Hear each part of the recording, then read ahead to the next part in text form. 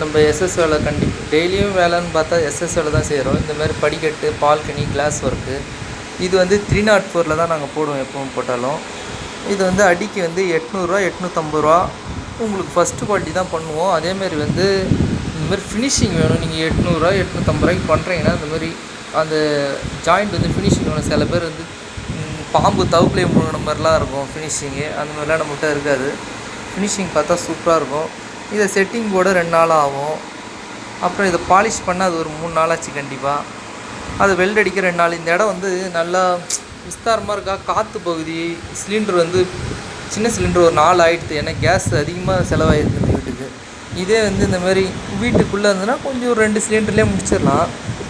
இது first quality தான். நல்ல தரமான பொருளாக இருக்கும். ஃபினிஷிங் தான் மெயின். நீங்கள் வேலைக்கு எங்கே போனாலும் சரி அந்த கார்னர் ஃபினிஷிங் மெயினாக கொடுக்கணும். அந்த ஃபினிஷிங் தான் வேலைக்கு காசு.